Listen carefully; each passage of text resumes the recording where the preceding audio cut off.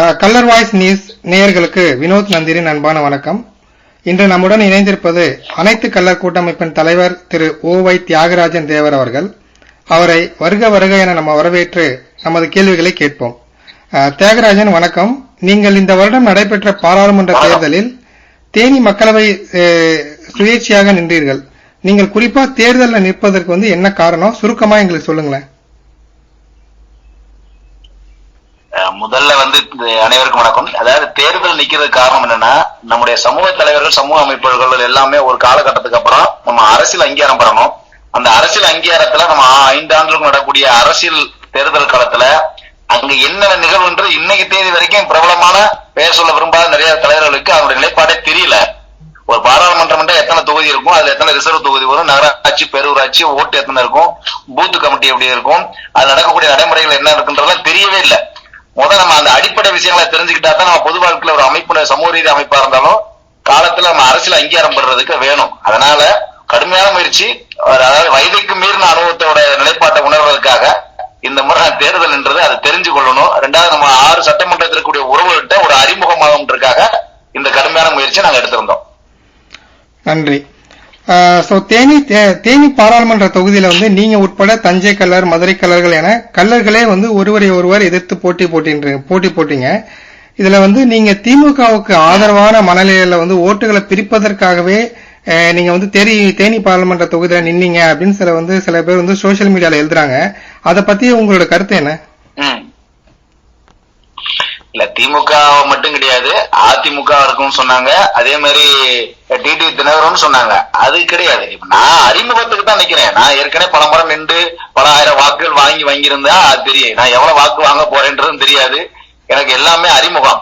அதனால சோசியல் மீடியால இருக்கவங்க அதனுடைய அறியாமையால் போடப்பட்ட பதிவு, அதுல நான் எனக்கு உடன்பாடு இல்லை. அந்த சோசியல் மீடியால போடப்பட்ட பதிவுக்கு எனக்கு நான் பதில் கூட போடல நிறைய பேருக்கு. ஏன்னா நான் அறிமுகத்துக்காக நிக்கிறேன். நான் ஏற்கனவே தியாகராஜன் நின்று ஒரு 60,000 வாக்கு வாங்கியிருந்தாருங்க, 30,000 வாக்கு வாங்கியிருந்தாருங்க. அதனால அவர் இந்த ஓட்டை பிரிப்பாருன்ற இன்னொரு விஷயம். அந்த தேனி பாராளுமன்றத்தில் நின்றிருந்த டிஎம்கே வேட்பாளர் அவர் கல்லர்.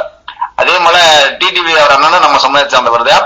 நாம் தமிழர் கட்சியில் இருந்தவரும் அவர் நம்ம கல்லர் சமுதாயத்தை சார்ந்தவங்க தான். அதனால இங்க கல்லர் சமூகம்ன்ற பேர்ல எல்லாம் கிடையாது. எல்லாமே திராவிட கொள்கையில் இருக்காங்க. நம்ம சமூக ரீதியா நின்றது. அதனால யாருடைய ஓட்டை பிரிக்கிறோம்ன்றதெல்லாம் நம்மளுடைய நிலைப்பாட்டுல இல்ல. அதுல உடன்பாடு இல்லாத ஒரு கருத்து. நான் இப்ப அறிமுகமா நிக்கிறேன். ஒரு கன்னி பேச்சு கன்னின்ற மாதிரி நான் முதல்ல அறிமுகமா நிக்கிறேன். அதனால எனக்கு என் ஓட்டு எவ்வளவு விழுகும்னு எனக்கே தெரியாது.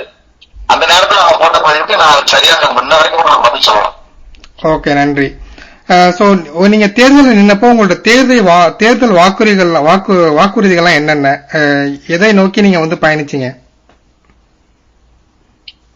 தேனி பாராளுமன்ற தேர்தலில் தேர்தல் வாக்குறுதி கொடுத்த முதல் வேட்பாளர் நான் மட்டும்தான். யாருமே தேர்தல் வாக்குறுதி கொடுக்கல. என்னுடைய தேர்தல் வாக்குறுதியை பார்த்துட்டு பிரபலமான அமைப்புல இருக்கவங்க எல்லாம் அதை காப்பி பண்ணாங்க. நான் அதனால கொஞ்சம் காலதாமதமாகவே வெளியிட்டேன். தேர்தல் வாக்குறுதி என்னன்னா, இந்த பகுதியில் 6 சட்டமன்றத்துல பிரதானமான பிரச்சனைகள், விவசாய பிரச்சனை இருக்கு, கணிதத்துறையில பிரச்சனை இருக்கு, அதே போல பூர்வீக பிரச்சனை இருக்கு, இந்த தொழிலாளருக்கான பிரச்சனை, இதை மையமா வச்சுதான் தேர்தல் வாக்குறுதியை கொடுத்தோம்.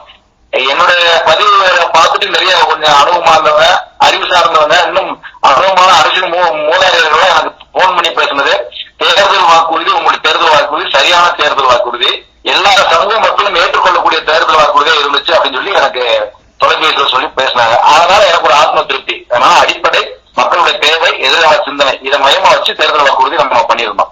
இப்ப குறிப்பா அந்த பகுதியில் உள்ள மக்கள்லாம் என்னென்ன பிரச்சனைகளை எதிர்கொள்றாங்கன்னு சொல்லி எங்களுக்கு கொஞ்சம் விளக்கமா சொல்ல முடியுமா? கண்டிப்பா. அதாவது இந்த பகுதி விவசாயம் சார்ந்த பகுதி. அதுலயும் பக்கத்துல பாத்தீங்கன்னா முல்லை பெரியார் பிரச்சனை. முல்லை பெரியார் பிரச்சனையை காலங்காலமா சொல்லிட்டு இருக்காங்க. அதை நம்ம யாருமே இங்க இருக்க அரசியல் தலைவர்கள் நேரடியா போய் பேசி அதை சுமூக தீர்வு காண்றதுக்கு முழு முயற்சி யாருமே எடுக்கல. அதை எடுத்துட்டா நம்மளுக்கு நீராதார பிரச்சனை சரியாயிரும். 2வது முல்லை பெரியார் பிரச்சனை இருந்துதான் நம்மளுக்கு வைகை அணைக்கும். மூளை வகையில இருந்து தண்ணி வருது. இந்த வைகை அணையில தான் 5 மாவட்ட விவசாயிகளுக்கும் குடி தண்ணி அந்த விவசாயம் சார்ந்த தொழிலுக்கு அத்தனைக்குமே பயன்படுது. அதனால இதுல இப்ப பாத்தீங்கன்னா நம்ம தொடர்ந்து போராடி தான் அந்த 58 கால உசுண்டி போய் போராடி தண்ணியை கொண்டு வரோம். இது ஒரு பிரச்சனை. 2வது தேனி மாவட்டத்துல குறைஞ்சபட்சம் ஒரு நாளைக்கு 5000 பேர் பெண்கள் 5000 பெண்கள் கேரளா எஸ்டேட்டுக்கு வேலைக்கு போறாங்க. அந்த போற வாகனங்கள்ல ஒரு 10 பேர் உட்காரக்கூடிய வாகனத்துல 30 பேருக்கு ஏற்றி இறக்கி கொண்டு வராங்க. அது ஆபத்தான ஒரு சூழ்நிலையிலும் குறைந்தபட்ச ஊதியக்காக கடுமையான போராட்டத்தில் இருக்காங்க. அது ஒண்ணு. இன்னொரு விஷயம், இங்க வந்து கல்வி நிலையங்கள் வந்து பூரா தனியார் மயக்கத்துல பட்டா கூட உயர்தர கல்வி, உயர்தரமான கல்வி சாதாரண மக்களுக்கு கிடைக்கிறதுக்கான வாய்ப்பு இல்லாத சூழ்நிலை இன்னைக்கு இருக்கு. அதே போல இன்னொரு விஷயம்னா, இந்த பகுதியில மட்டும்தான் மதுரை, திண்டுக்கல், தேனி மாவட்டங்கள்ல நம்ம பகுதியில் கூடிய கல்லர் பள்ளிகள் இருக்கு. இந்த கல்லர் பள்ளிகளை வந்து அந்த பள்ளியோட தரம் உயர்த்தப்படுறது கிடையாது. கல்லர் பள்ளிகள்ல ஆசிரியர்களை நியமனம் பண்றது கிடையாது. இது அரசு திட்டமிட்ட செய்யுது. ஏன்னா இந்த பள்ளியில ஆசிரியர் நியமனத்தை குறைக்கப்பட்டா அந்த பகுதியில பள்ளி மாணவரோட எண்ணிக்கை குறையும். மாணவரோட எண்ணிக்கை குறையும் போது அந்த பள்ளிகளோட கூடிய சூழ்நிலை உருவாகும். இதனால நம்முடைய அரசு பணிக்கான ரெக்ரூட்மெண்ட், வேலை வாய்ப்பு பெரும்பாலுமே இழந்துருக்கும். அந்த கல்லர் பள்ளியில் ஏற்பட்டிருக்கும். அதே மாதிரி கல்லர் சாரிங் எல்லாமே இருந்தது. இப்ப தேதி வரைக்கும் தேனி மாவட்டத்தில் சின்னமனூர்ல 45 ஏக்கர் ஒரு மாற்று சமூகத்துக்காரன் இருக்கு. அதை போராடி பண்ணியிருக்கோம். அதே மாதிரி கல்லர் சாரிங் மாதிரி இந்த டிஎன்டி சாரி சான்றிதழ் பிரச்சனை இங்க நிறைய இருக்கு. அந்த சாரி சான்றிதழ் வந்து நிறைய வந்து சலுகைகள் கொடுத்ததை நம்ம அதை பண்ணியிருக்கோம். அதே போல இன்னொரு விஷயம் என்னன்னா, இந்த பகுதியில வந்து தொழிற்சாலைகள் அப்படின்றத வந்து கொண்டு வர்றதுக்குலாம் இல்ல. இப்ப திண்டுக்கல் மாவட்டத்துல கூட இருக்கு. ஆனா தேனி மாவட்டத்துல அதே மதுரை இந்த மாதிரி தொழிற்சாலைகள் அந்த மாதிரி கொண்டு வர்றது இது வரைக்கும் இல்ல. ஏன்னா இந்த தொகுதியில 3 முறை முதலமைச்சர் அந்த ஓபிஎஸ் சொன்னதுனால அது கொண்டு வர முடியாத சூழ்நிலை இருக்காங்க. ஏன்னா இந்த தொகுதி வந்து ஒரு நட்சத்திர தொகுதி. முன்னாள் முதல்வர் எம்ஜி ராமச்சந்திரன், முன்னாள் முதல்வர் ஜெயலலிதா செயலலிதா, அதே மாதிரி ஓபிஎஸ் அண்ணன், இன்னைக்கு இருக்க டிடிவி எல்லாருமே இருந்த தொகுதி. ஆனா இன்னைக்கு தேதி வரைக்கும் இங்க மிகப்பெரிய குறைபாடு. இன்னைக்கு ஒரு விஷயம், தேனி மாவட்டத்தில் மட்டும்தான் கேந்திரிய வித்யா பள்ளி இது வரைக்குமே இல்ல. தமிழ்நாட்டிலே கேந்திரிய வித்யா பள்ளி இல்லாத ஒரு மாவட்டம் தேனி மாவட்டம். ஏன்னா இங்க மத்திய அரசுல வரக்கூடிய பிஎஸ்என்எல் இருக்கட்டும், ரயில்வேவா இருக்கட்டும், அதே போல இன்னும் பாத்தீங்கன்னா பேங்க், போஸ்ட் ஆபீஸ், இப்படி சென்ட்ரல் கவர்மெண்ட்ல வேலை பார்க்கிறவங்களுக்கு அந்த கேந்திரிய வித்யாலய சென்ட்ரல் ஸ்கூல் இல்லவே இல்லை. என்னுடைய தேர்தல் வாக்குறுதியில முதல் தேர்தல் வாக்குறுதி அவதான் வச்சிருந்தேன். அதனால இந்த பகுதியில அடிப்படை கட்டமைப்புக்கான விஷயங்கள் இல்ல. அதே போல ஏலக்காய் இருக்கட்டும், இந்த ஏலக்காய் எஸ்டேட்டை வந்து வெளிநாடுகளுக்கு கொண்டு போறது, அந்த மாதிரி அது சம்பந்தமான தொழில உருவாக்கக்கூடிய நிலைப்பாட்டுல இங்க இருந்த அரசியல்வாதி யாரும் இல்ல. அதே மாதிரி ரயில் போக்குவரத்து நம்ம போராடி தான் கொண்டு வந்தோம். தமிழ்நாட்டிலே ரயில் போக்குவரத்து இல்லாத மாவட்டமா தான் தேனி மாவட்டம் வரைஞ்சு, அது நம்ம போராடி தான் சொல்லி 10 வருஷத்துக்கு மேல இருந்தது. அது இப்ப கொண்டு வந்துட்டோம். ஏன்னா ரயில் போக்குவரத்து இருக்கிறது நமக்கு இங்க இருக்க மக்களுக்கு பயனுள்ள வரும். அதனால இங்க அடிப்படை பிரச்சனை நிறைய இருக்கு. ஆனா மனித சக்தி நிறைய இருக்கு, இயற்கை வளங்கள் நிறைய இருக்கு. அது சரியா பயன்படுத்தணும். இன்னொரு பெரிய பிரச்சனை, இங்க இருக்கக்கூடிய தேனியில இருக்க மாவட்டக்கூடிய இயற்கை வளங்களை பக்கத்தில் இருக்கிற கேரளாவுக்கு அதிகபட்சமா இயற்கை வளங்கள் கொள்ளையடிக்கப்படுகிறது.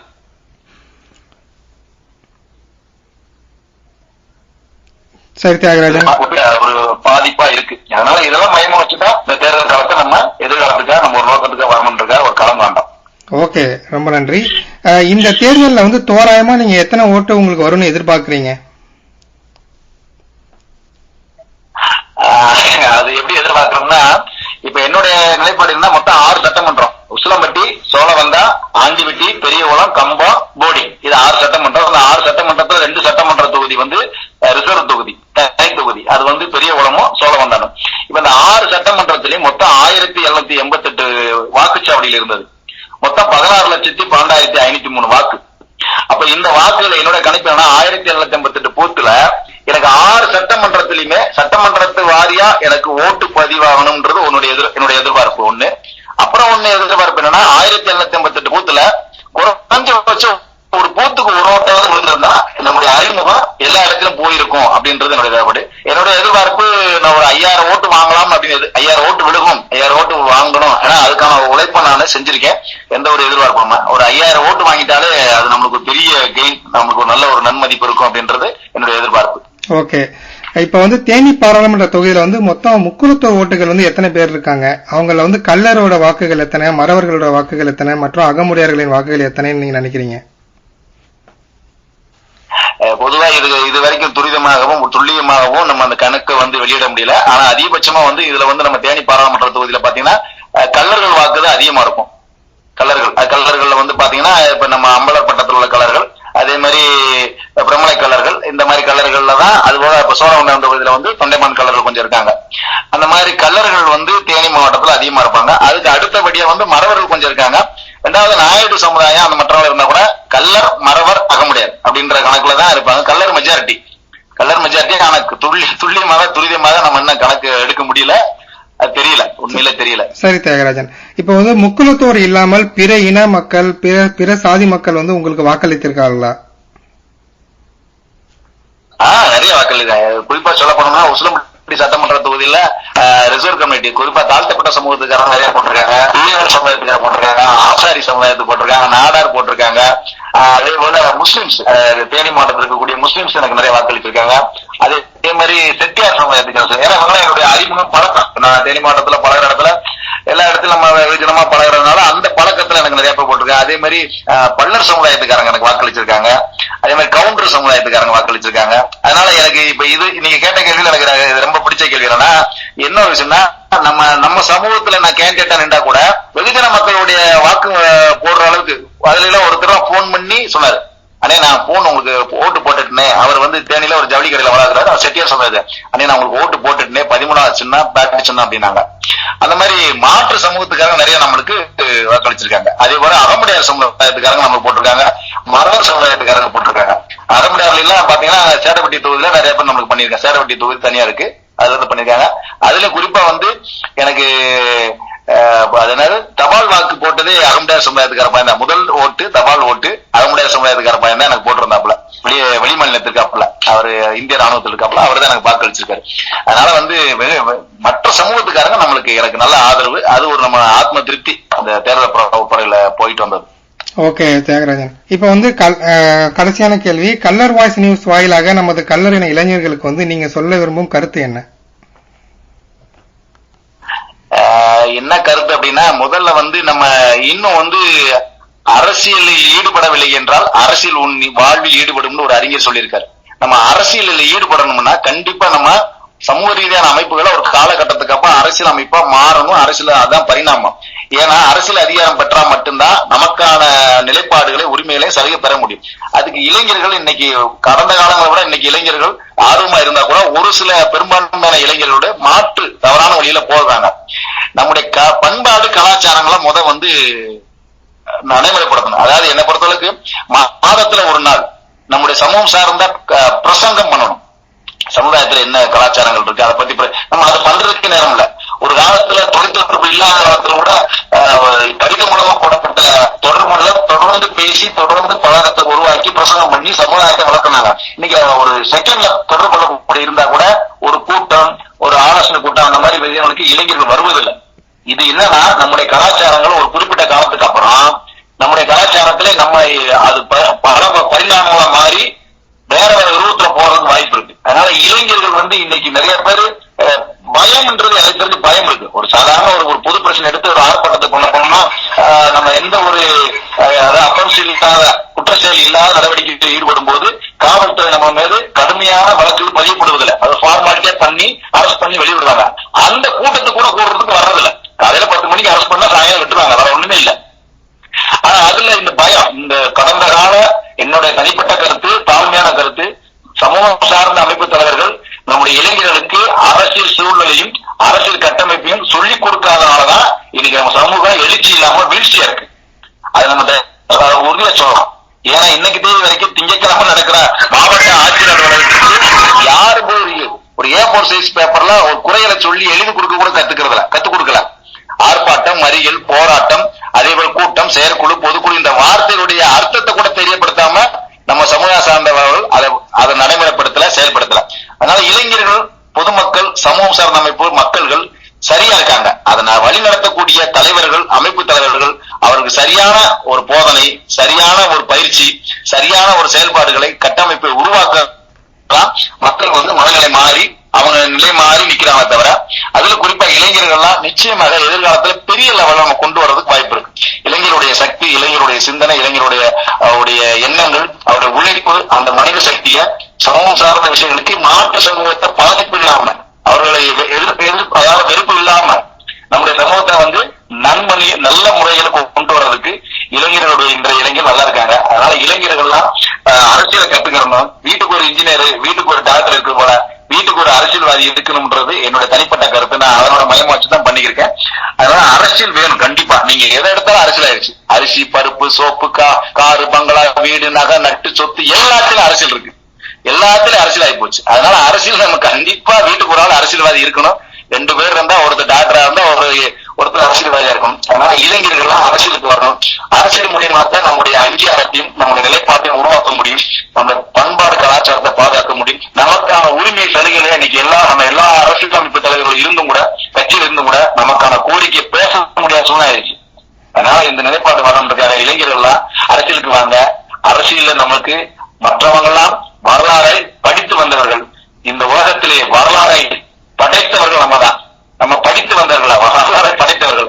அதனால இளைஞர்கள் மீண்டும் ஒரு எழுச்சியாக, மீண்டும் ஒரு புத்துணர்ச்சியோட வரலாறு படைக்கக்கூடிய மிகப்பெரிய, குறிப்பா கல்லர் சமுதாயம் மனித வாழ்வியலை கற்றுக் கொடுத்த சமுதாயம் கிடையாது, உயிரியல் வாழ்வியலை கற்றுக் கொடுத்த சமுதாயம் என்பதை மீண்டும் இந்த உலகத்திற்கு நிரூபிப்பதற்கு இளைஞர்கள் அரசியலுக்கு வர வேண்டும் என்பது என்னுடைய தனிப்பட்ட கருத்து. அதுதான் என்னுடைய கருத்து. கலர் வாய்ஸ் நியூஸ்க்காக உங்களது நேரத்தை ஒதுக்கி கேட்கப்பட்ட சிரமமான கேள்விகளுக்கு தெளிவான பதில் அளித்தமைக்கு மிகவும் நன்றி. வணக்கம் தியாகராஜன். நன்றி. அனைவருக்கும் நன்றி.